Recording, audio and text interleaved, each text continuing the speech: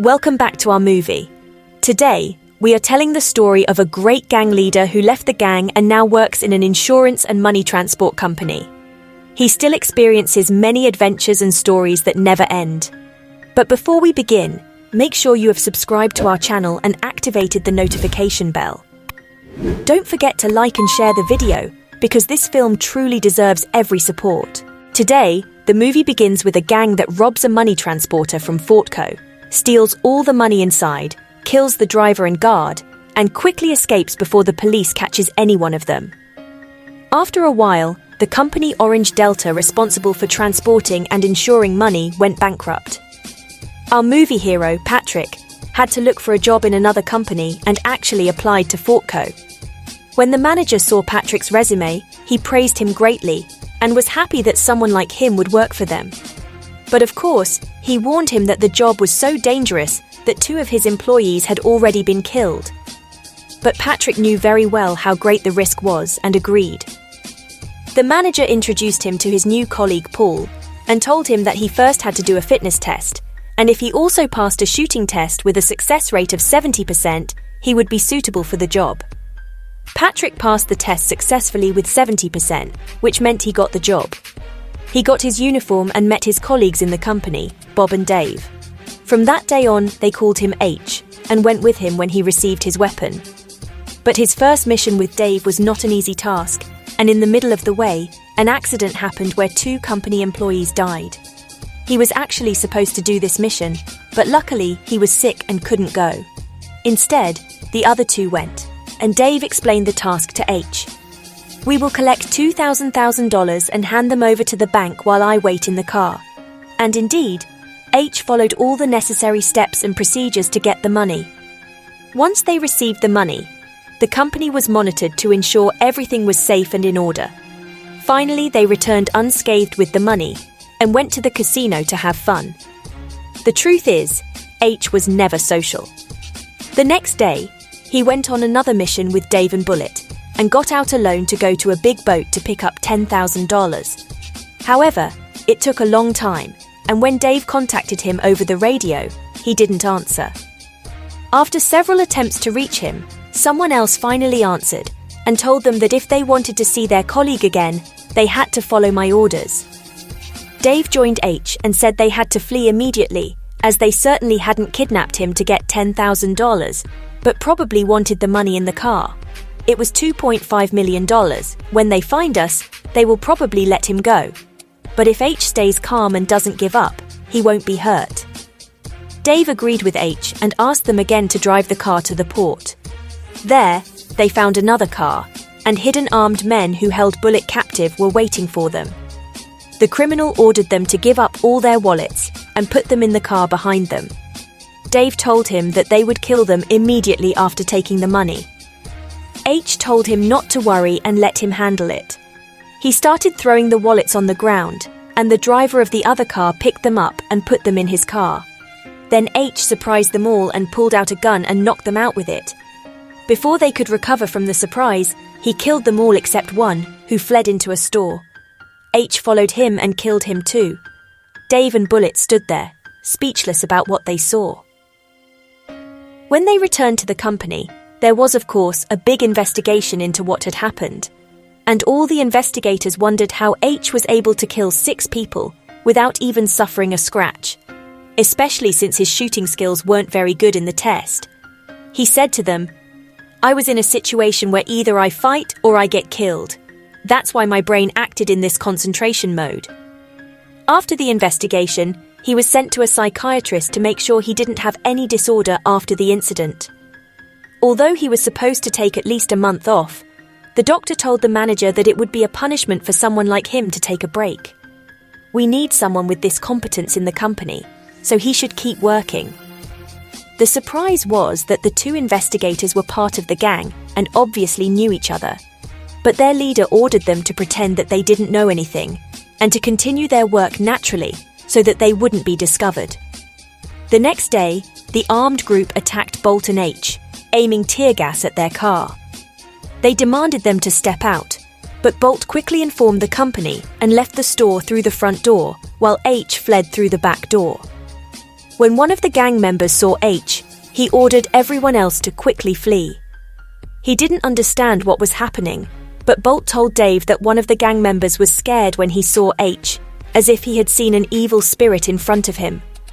At that moment, H was inside Dana's house, and after she fell asleep, he searched her house and found a box full of money. He woke her up and threatened her to either tell him the truth or he would kill her. When she realized he was serious, she confessed that she found the money in the car and took it without anyone noticing. H told her he would believe her, but if he feels like she's hiding something from him, he will kill her entire family because he knows them all. He showed her photos of her father and mother, which he took himself. If we go back 5 months ago, H had contacted his son Doggy and Mike, a man from the gang who had seen him and fled, and asked him to monitor a vehicle from Fortco company. Mike confirmed that the location was very secure, so H agreed and took his son, who is actually the leader of the gang, with him. He left his son in the car and pretended to go get food. He called Mike and gave him the exact location of the vehicle. When the car with the money came out, he told him which direction to go, but suddenly an unknown gang attacked, and one of them attacked Doggy and ordered him to step out of the car. When he called his father for help, he was busy in another conversation. He spoke to Mike and had to surrender. They killed the man before he reached H. When H saw Mike from afar, he shot him 6 times in the body. Luckily, he was saved and awakened from a coma after 3 weeks. The doctor said he had 3 surgeries but unfortunately couldn't save his son. H was released from the hospital when he felt better. Jim accused his wife of being responsible for their son's death, and H actually felt guilty. He met with the big boss and asked him to take revenge for his son. He made a list of all the names involved. Mike and his men also came and swore they had nothing to do with it. They tried to find the culprit, but couldn't locate him. He asked them to keep searching, and they threatened to kill his wife. Then he gave them the name of the Gachi brothers, but when they reached them, they realized that it wasn't them who did it, but someone else. Mike talked to him and said they couldn't continue like this. H agreed and said he needed some time to calm down. Then he got a fake passport in the name of Patrick Hall from London and worked for the Fortco company because he thought the criminal might be inside the company. He began to check all the employees, and that's how they discovered the secret behind H's mysterious behavior. Finally, the killer of Doggy was revealed, and his name was John. He sat with his people and planned to rob the money car.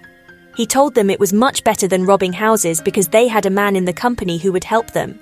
He refused to tell them who he was, and they stole the car very easily.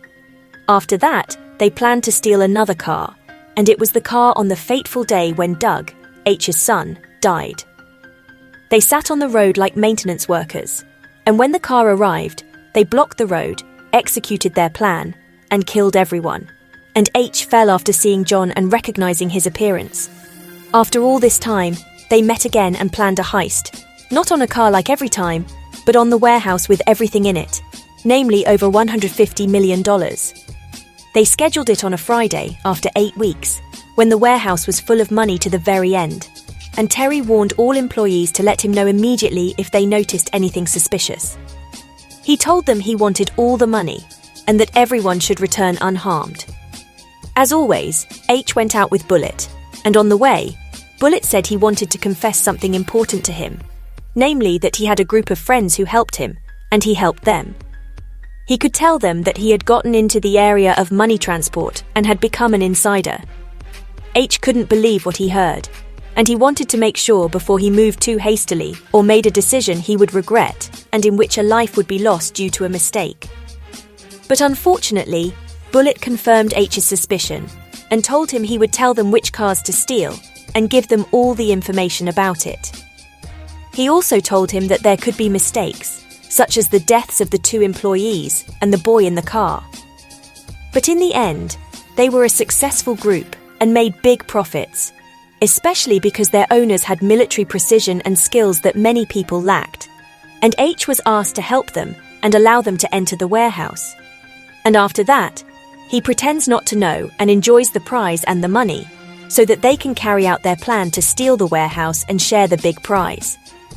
The most important thing is that they don't have to kill him, and when they asked H when the operation would take place, he said tonight, not realizing that he and his friends had handed their heads on a golden platter and solved the puzzle that he couldn't solve. But once he ran into a bullet and found himself in a place where he discovered hidden and armed people. They descended and found members of the gang gathered and ready for their operation.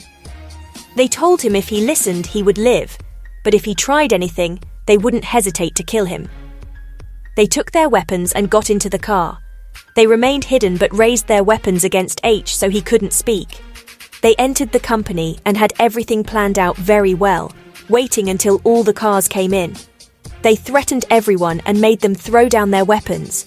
When Dave tried to resist, they would have killed him if they hadn't convinced Bullet to drop his weapon and listen to them.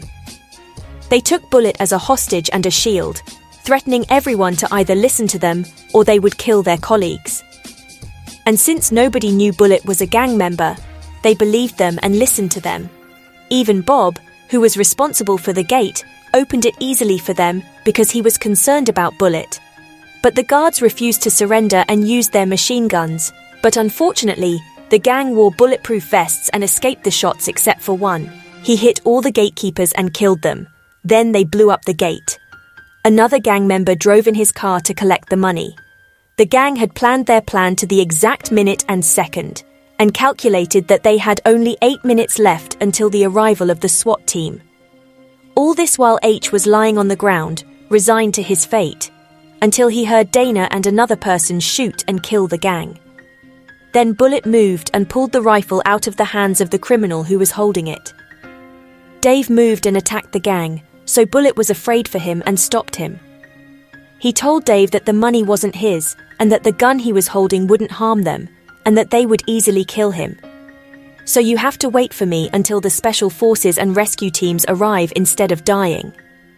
At first, Dave listened to his words, but when he was shot by one of the gang members, he shot back and hit him with a bullet too.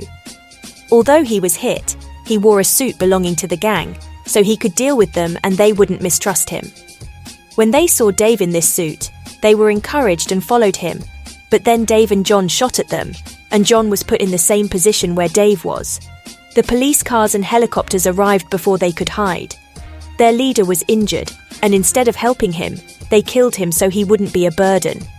Then they took the money and left, but the police and surveillance couldn't identify the car or find John, who could easily escape.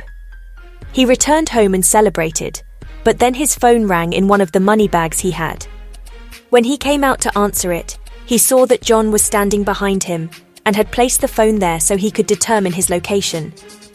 John told him that he hadn't come for the money and handed him the autopsy report on Dougie's death. When John left, he shot 4 bullets in the same places where he had hit Dougie until he died. Then he went to the gang leader and told him that he had fulfilled his mission and obtained his right, and that he had left all the money to them. And so we come to the end of our movie. If you enjoyed the film, give us a like and share the video. Don't forget to leave us your thoughts in the comments and let us know which movies you'd like to see. And because there's so much more to come, make sure you've subscribed to our channel and turned on the notification bell so you'll always be informed of all the latest news.